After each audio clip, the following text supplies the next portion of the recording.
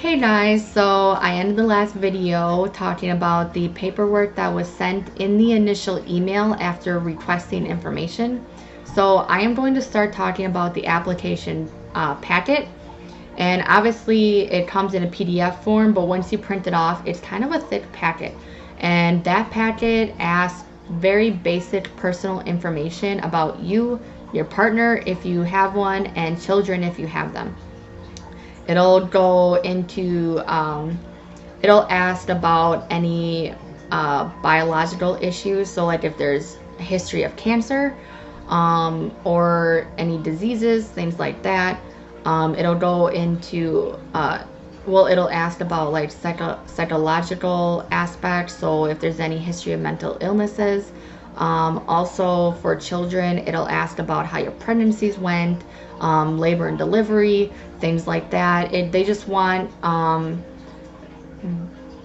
the basics, I guess. Like, I guess basic makes it sound simple, but it is a thick packet. And I mean, it makes sense because they probably want to get a feel for if you might be qualified, if you would make a good carrier before they waste time, having you send out all these release forms, meeting with them, going through the psych eval, and then, all of a sudden you might not be a good fit to be a carrier. So this application packet is actually pretty simple. It's not like you have to like write whole paragraphs or anything. It's mostly yes, no, check if you had this, or check if this hasn't happened, things like that. So it's not like you're sitting here writing like a novel in this packet. After you finish that, they want you to send out release forms to get medical history of not only yourself, but if you have children, you need prenatal visit history. You also need labor and delivery history. And that can take a while depending on how quick your doctor or the hospital sends out that information. For me, it took quite a bit because my first two, their prenatal visits were at a clinic here in town that is no longer there, so I had to do some digging and find where to send those release forms to. But that took just a little extra effort, and it was fine after that. As for the labor and delivery, that again, a little bump in the road because I first sent it to the wrong address because the hospital that I delivered at is also the same building, just in a different section where I had the prenatal visits for my last two children. And I sent it to the prenatal visit clinic instead of the labor and delivery. So I had to resend one out to the labor and delivery section of the hospital. Even though it's like across the building, I had to resend one out. They couldn't just transfer it.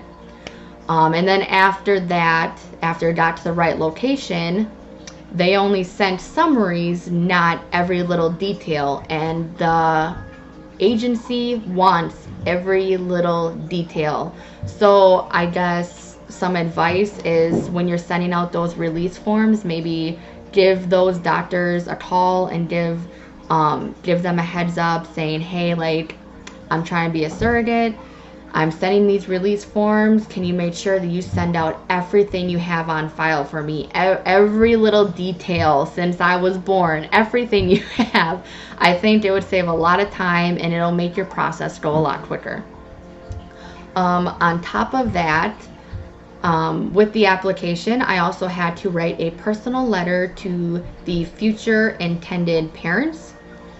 Basically stating like, this is who I am as a person, these are my hobbies, this is what I like, this is what my family's about, things like that. So it's basically it's like you writing a letter about who you are as a person and why they would want you to carry their baby, along with pictures so that they can see you, your family, etc. And the letter and the pictures will go on a profile later on after you've been accepted and your medical stuff looks great. It'll go in a profile where the intended parents can like look at you and say, hey, you know, this woman might be a good fit to carry my baby. I want to meet with her and see if we match.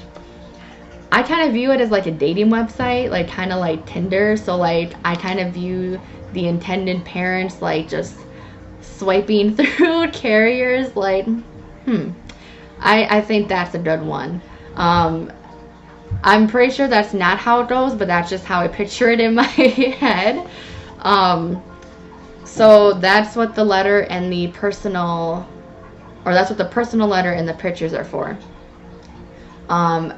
With that, you also need to contact your insurance and have them send a huge packet of everything that you're covered under, because the agency wants to know every little detail that you're covered by. Excuse me. Hold on.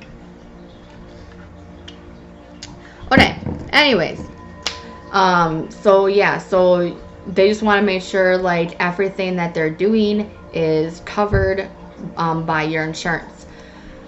This is where we also kind of had a little bump in the road, because we couldn't figure out what number to call. We were kind of bounced around, and two, after we found the right number, they weren't really understanding that we needed literally like give us all the information telling us what we're covered under, like what we can do that is covered by you guys and what isn't covered. Like I need to know our coverage. And it's a very thick packet.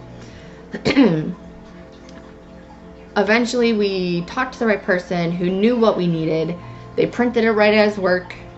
He picked it up, I sent it out, good to go.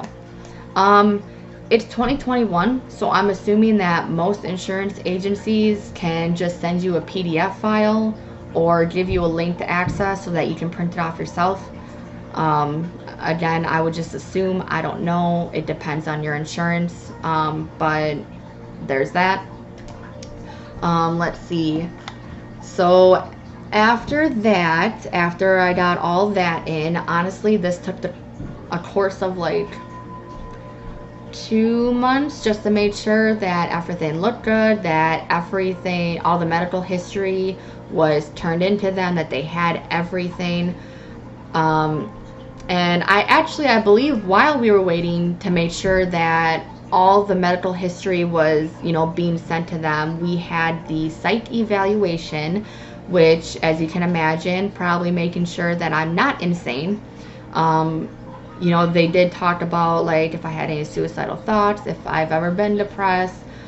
They talked about my anxiety, because I do have anxiety. It's very detailed. It's a detailed psych evaluation, which makes sense.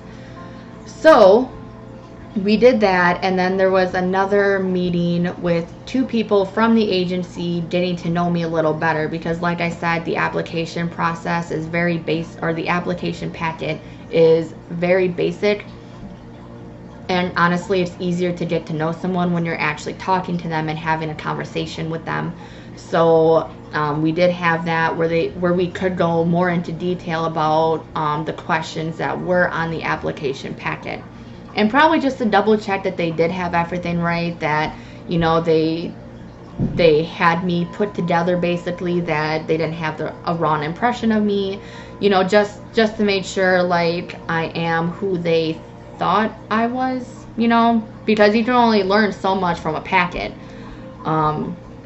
So yeah, we did that, and then not too long after, I was matched pretty quickly with a couple. And then not too long after that, we had a Zoom meeting to get to know each other. I will go more into detail about that Zoom meeting in the next video. I feel like that alone is gonna take like 5+ minutes, and I'm already at like almost 10 minutes. So I'll save that for the next video. I think this was enough information for this one. Got all the paperwork done. Talked about the psych eval. Yeah, so I think I matched. I will continue with talking about the intended parents that I matched with in the next video. I won't go into detail about them or, you know, any of these people, because this is from my perspective and this is about my, you know, basically about me going through the journey, and I want to respect their privacy. So don't expect too much information about them. And again, just respecting their privacy. So now that I repeated myself for the last like 2 minutes, sorry, lost my train of thought for a little bit. I will see you on the next video. Thank you for watching.